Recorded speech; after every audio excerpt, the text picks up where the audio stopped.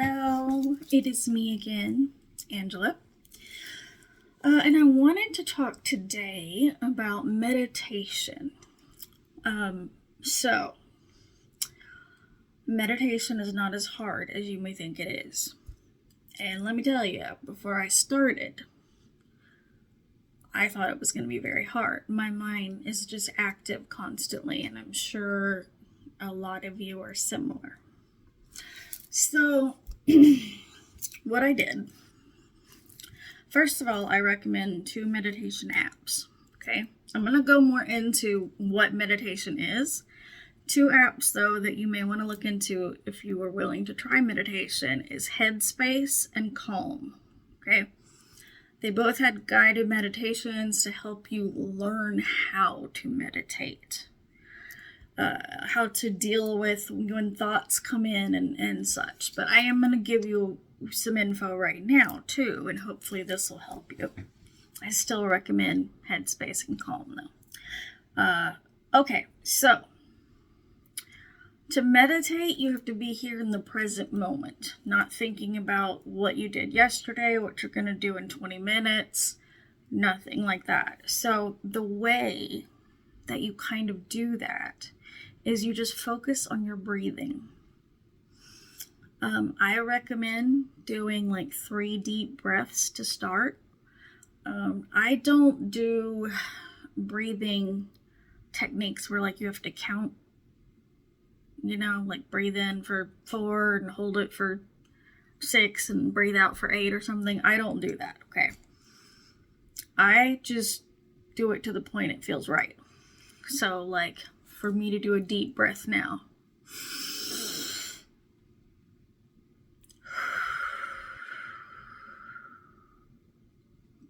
I didn't count shit. I just breathed in till I felt like I was at the end. Hold it for like all of 2 seconds and then breathe out. Try to do the breathe out slowly. That's a tip I learned. The breathing out is, if the breathing out, exhaling, is longer than the inhale, that helps. So, I recommend take a few deep breaths. What I do, I have notes over here, that's why I'm looking over here.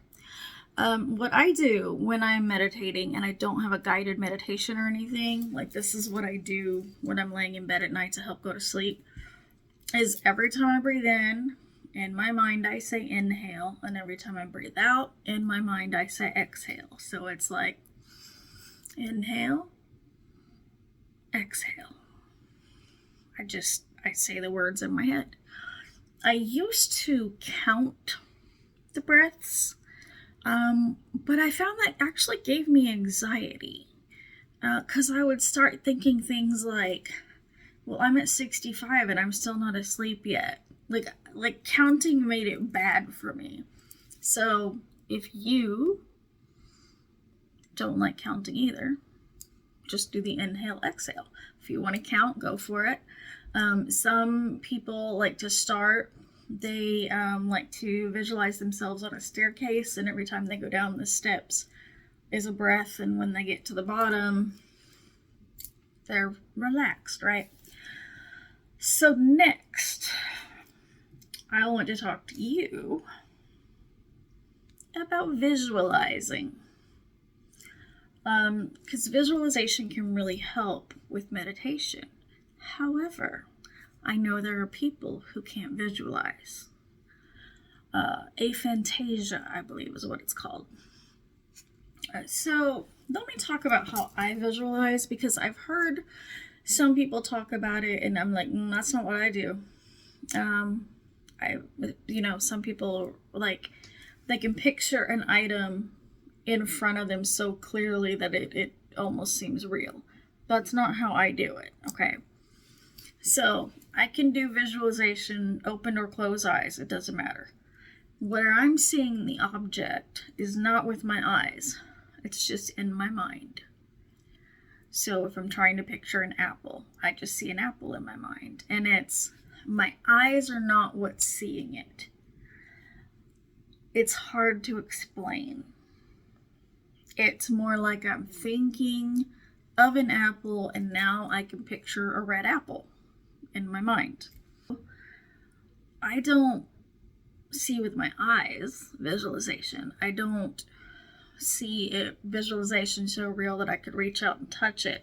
I kind of talk about my visualization as like a flash of a picture.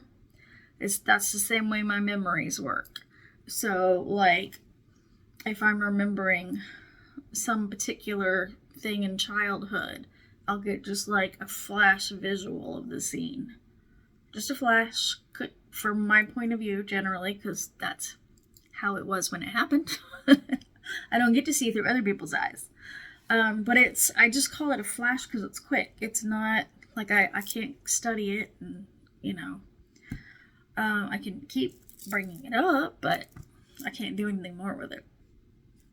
So I don't know how my visualization compares to others. And when I was doing my notes for this, I was going to look up, okay, you visualize a lot in meditation, but people with aphantasia. So I Googled, like, okay, so what do they do in meditation? And I came across this YouTube of a girl who is very artistic, very creative, and she can't visualize. And so, like, the exercise she was talking about doing to see if you can visualize, is something like basically picture an apple in your head. Okay, now turn the apple, rotate it 360 degrees. Now make the apple a different color. Now add a stem and a leaf, like that kind of stuff. Which I can do all of that, but it's still not right here. It doesn't come from my eyes. I don't feel like I could reach out and touch it. And so she had said, based on that visualization exercise, scale of 1 to 10. 10 being like the perfect visualization, I guess. And of course she ranked herself as a 0 because she can't visualize. I don't honestly know where I would fit on that, because I feel like I'm visualizing just fine, but I think there are others who visualize deeper than I do, something along those lines. I'm not really 100% sure what the difference is. It's fascinating to me because it's one of those things that we will never know how another person sees it, ever. Like I've heard before things like, okay, this shirt is purple to me, and all of you watching should see it as purple as well. But my purple may not look like your purple, which is crazy to me. Especially because we don't know. There's no way for us to know how other people are seeing things. So we just take it through our own lens. That's how we see it. So it's interesting. But I do have a suggestion. So, okay, I'm going to start with discussing visualization during meditation, and then I'm going to talk about options for people who can't visualize. Okay, so first of all, visualize a location, something that's calm to you. Maybe you enjoy the beach and you want to picture yourself sitting on the beach.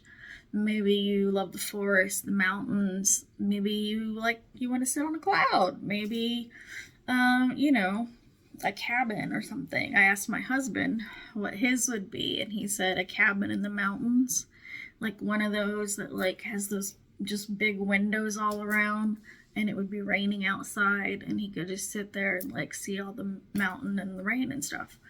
For me, I visualize a clearing in the middle of a forest that has a stream coming through it, so I have some water sounds, and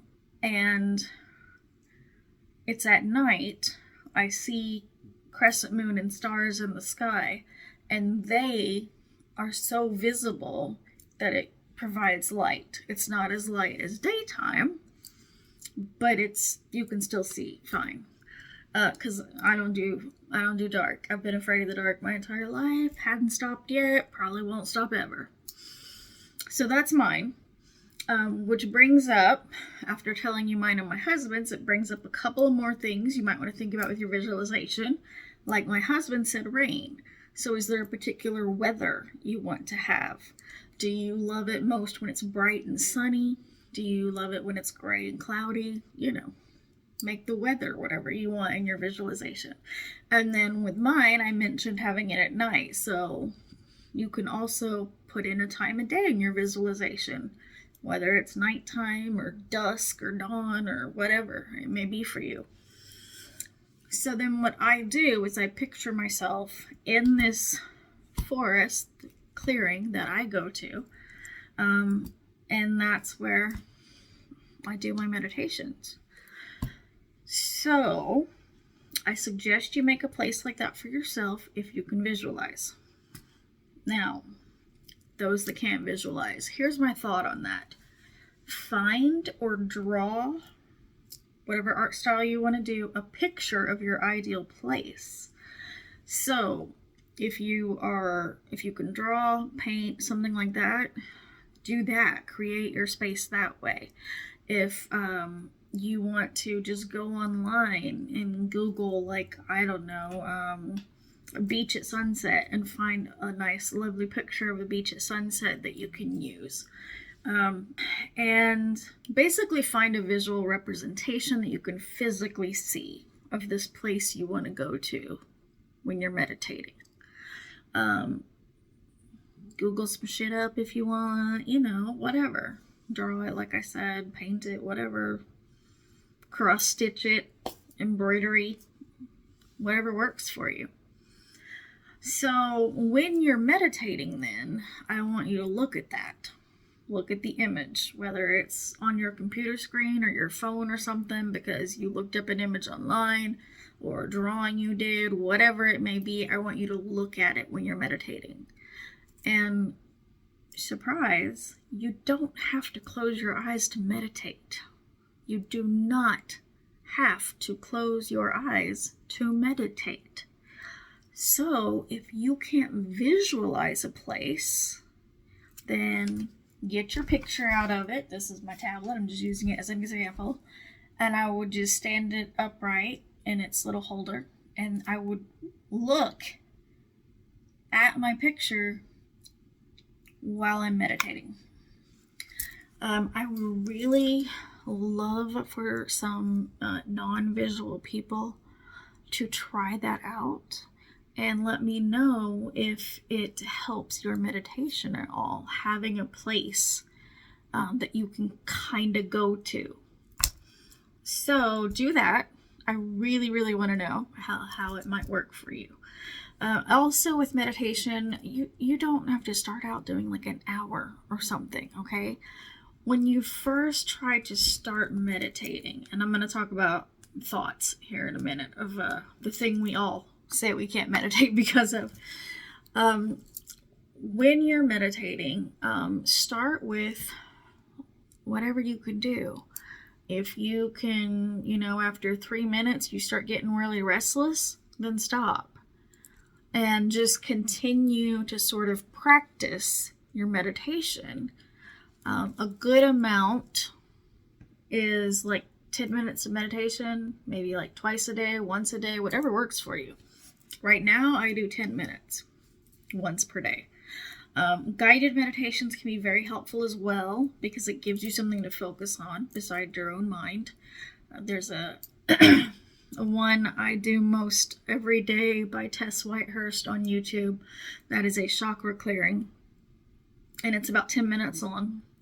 I usually do that one. I do my visualization and meditation really when I'm falling asleep at night. Once I get comfortable, I'm all tucked in. That's when I do like the non-guided meditation. So, what do you do if your mind won't shut up? Okay, what do? Number one, you do not panic. You do not guilt yourself. You do not think how bad it is that you can't concentrate. Do not be negative to yourself because of this, okay? I would venture to say the majority of the population has the same issue. I do too. And I've been meditating for years and years and years. My mind still wanders. So what do you do when your mind wanders? You kind of let the thought just kind of move on.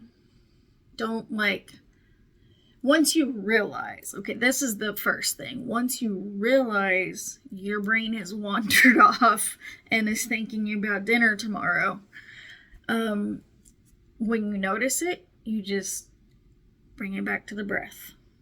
Just stop thinking about the food and just inhale, exhale, okay? That's what you're gonna do. Every time your mind wanders off, when you realize it, when you notice it, because sometimes it wanders off for a bit before you realize it. Every time that happens, just bring yourself back to breathing and just doing inhale, exhale. And that's why I do the inhale, exhale. It does help reduce the amount of thoughts and rabbit holes my brain wants to go down. It helps. Same with guided meditation. It helps to be a little easier on you, but your mind will still wander. Wonder and wander sound way too close together. Your mind will still wander. It does. And that's okay. Do not get upset at yourself for that, and do not think it means you cannot meditate. I assure you, you can. If you need any help at all, I would be happy to speak to you. I am on various social medias, Facebook, Instagram, TikTok, YouTube. Just look for Moon Vixen Witchery or Moon Vixen Witch. It's going to be one of those. And of course, I'll have a link in the description depending on which social media this video is posted on. So, thank you for joining me. I hope that helps. I would love to know how your meditation journey is going. I would love to know if you're someone who can't visualize if it helps for you to have a picture and leave your eyes open. I would just love to hear from you. So I will see you in the next one. Thank you. Bye-bye.